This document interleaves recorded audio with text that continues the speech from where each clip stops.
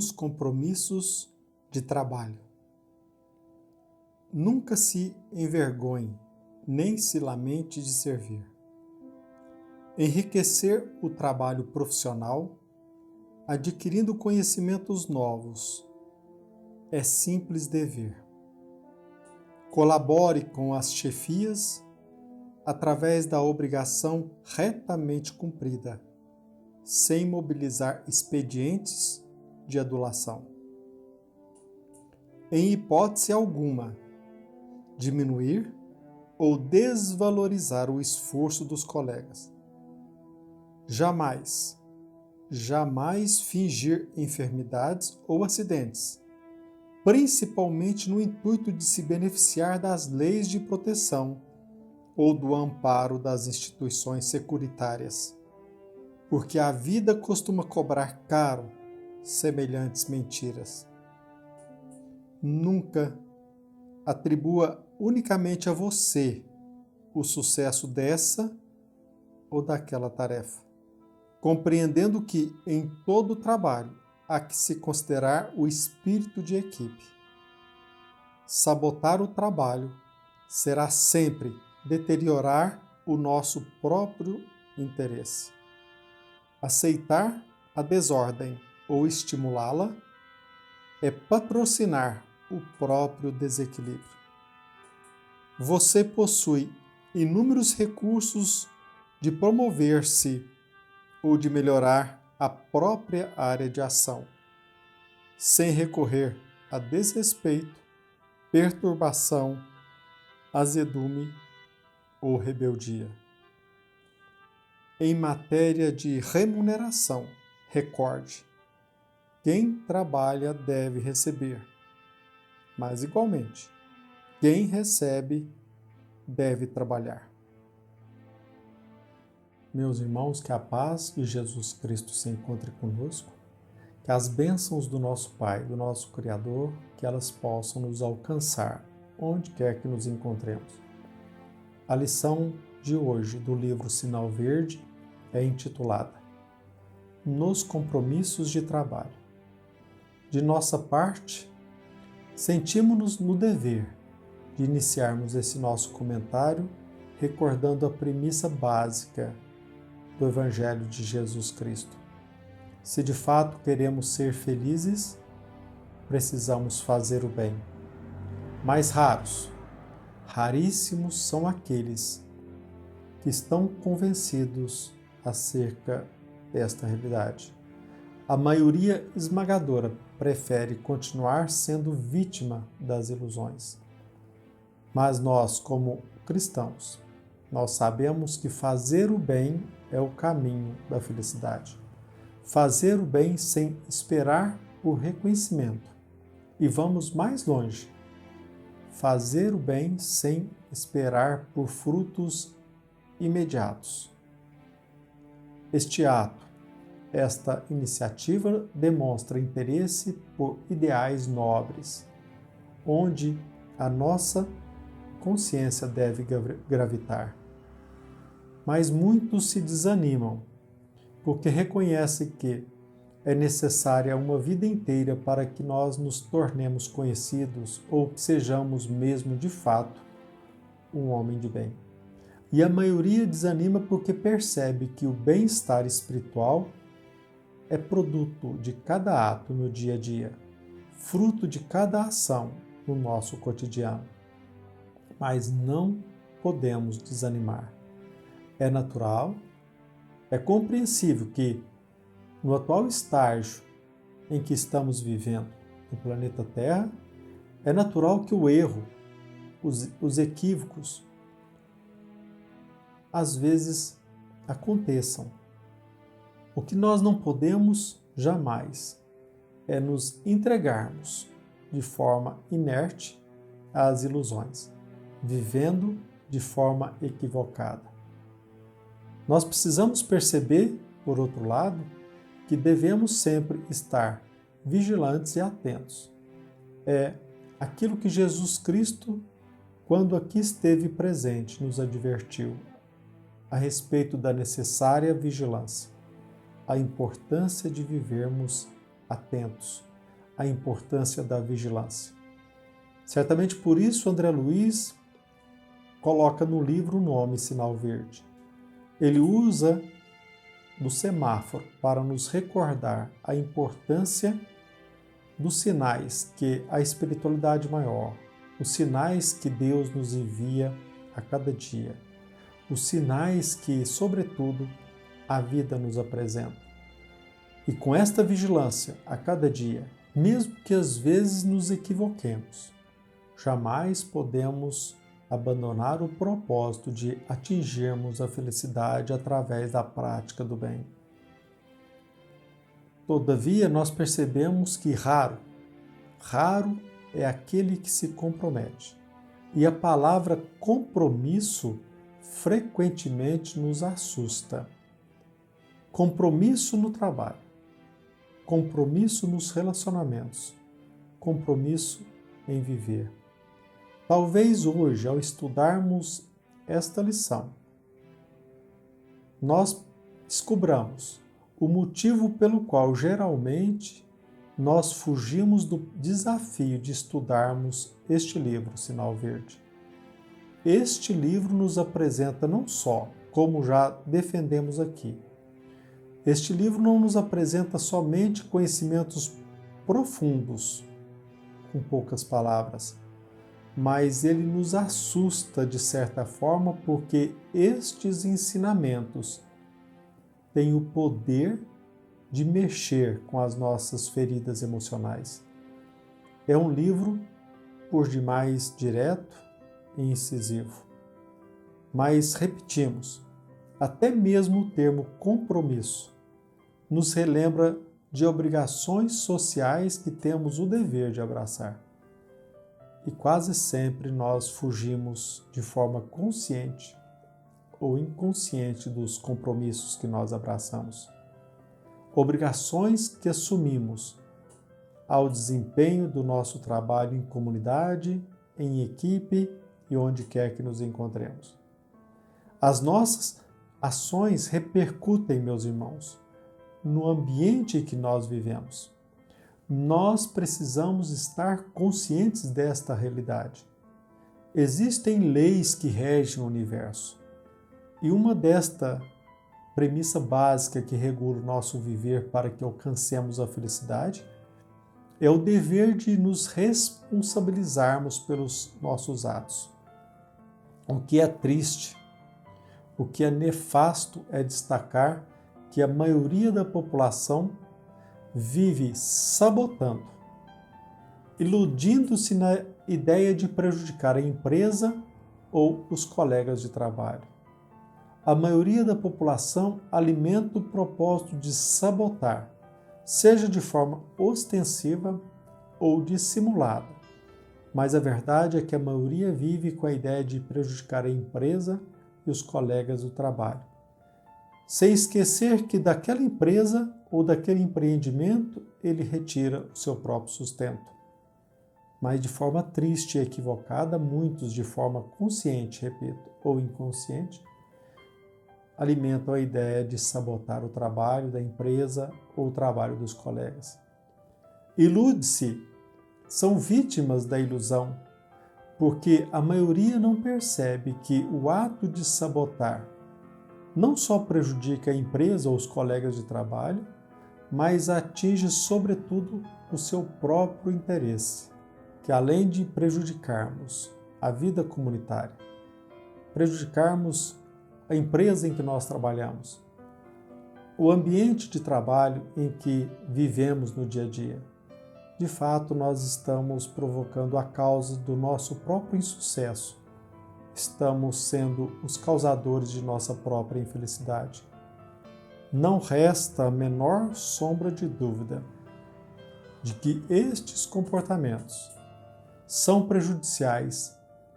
Esses comportamentos repetitivos, inconscientes ou conscientes, repercutem negativamente em nossa vida, mas não deixa também de prejudicar a vida de nossos semelhantes. Talvez por isso não percebemos, mas nesta lição, André Luiz se mostra por demais agudo.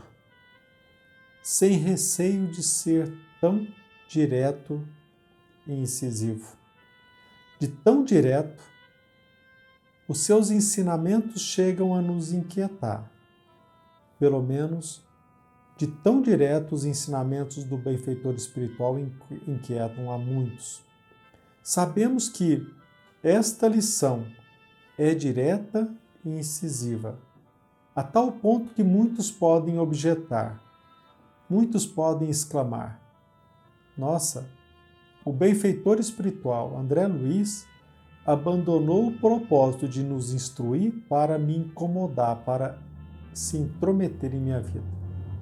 Alguns podem até mesmo exclamar: o benfeitor espiritual abandonou a pregação do Evangelho para ser inoportuno, para se intrometer nos interesses do meu dia a dia. Mas a verdade, meus irmãos, é que a verdade é que o Evangelho não existe para chancelar os nossos equívocos. O Evangelho não existe para alimentar as nossas ilusões. É verdade. Nós gostamos de alimentar a ideia de que o Evangelho existe para fugirmos da dor e que a igreja, o templo, a casa espírita tem como objetivo apenas nos consolar. Mas nós esquecemos, de forma triste, que o Evangelho é roteiro para a nossa libertação. É caminho para vencermos a nossa própria ignorância, para vencermos a nossa própria insensatez. Nós não percebemos que não seremos felizes se apenas dirigirmos nosso pensamento a Deus sem desenvolver o nosso trabalho de forma ética. Não seremos felizes se esquecermos de que as nossas ações refletem na vida social.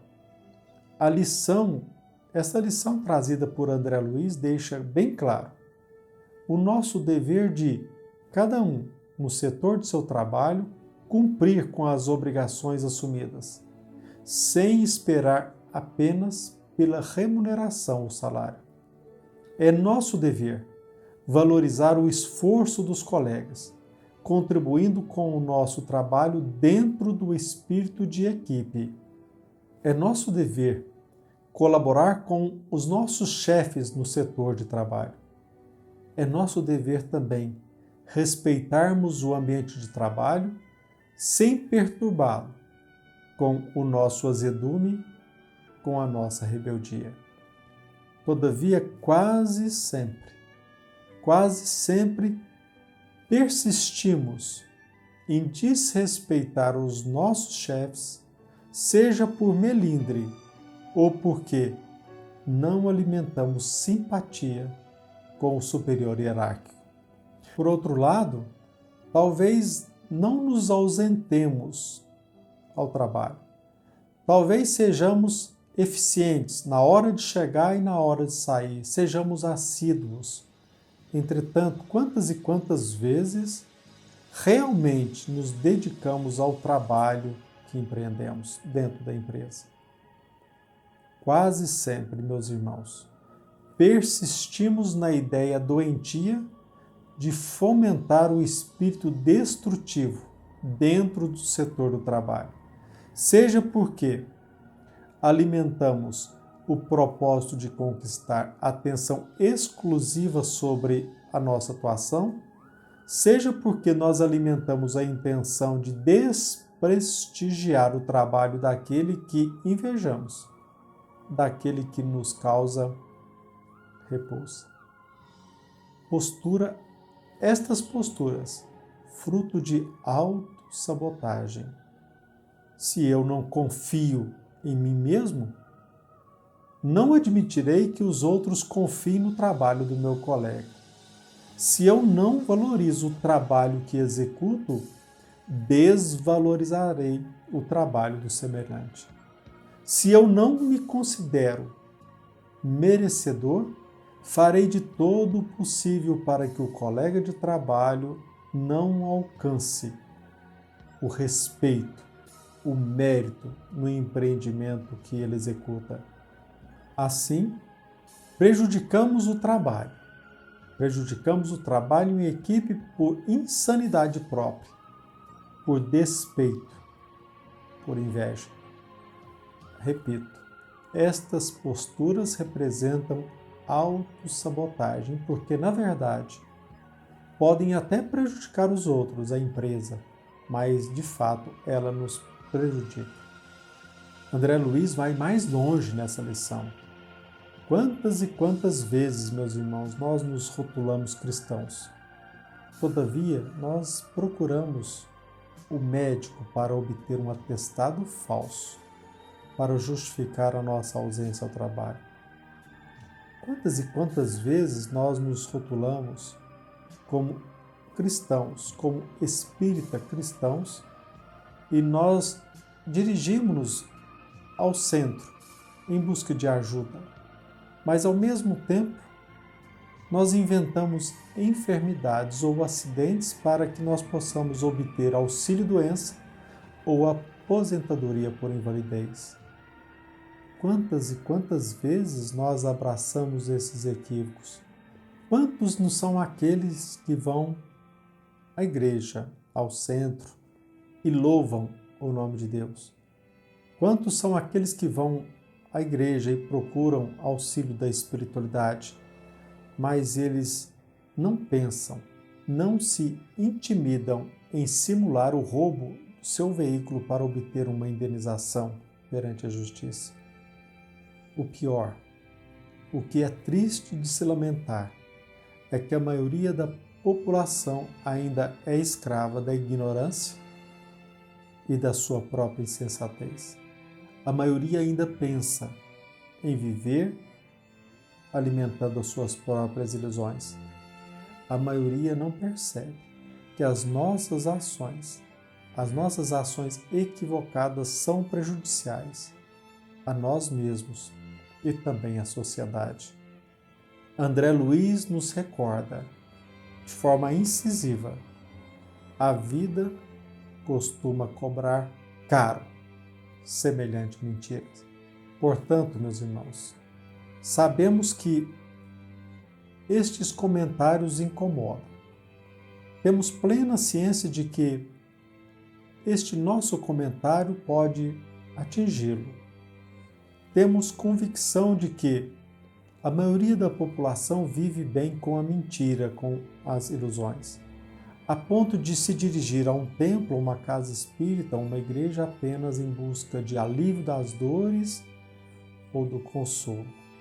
Só que nós temos o dever de que, aparentemente, aquilo que você rotula de inconveniente e inoportuno, nós temos o dever de relembrar que não seremos felizes mentindo, que não seremos felizes na condição de vítimas de nossas próprias mentiras.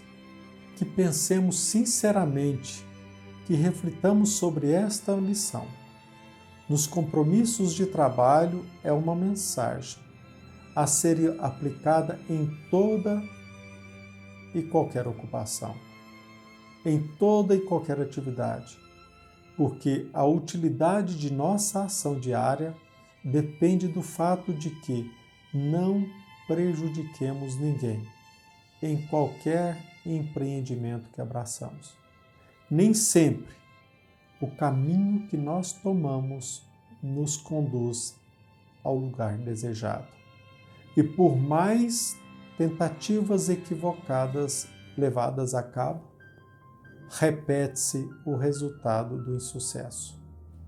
O nosso propósito é relembrar uma premissa básica: se existe um caminho inquestionável para que alcancemos a felicidade, é fazer o bem. Fazer o bem ao próximo, fazendo bem a nós mesmos.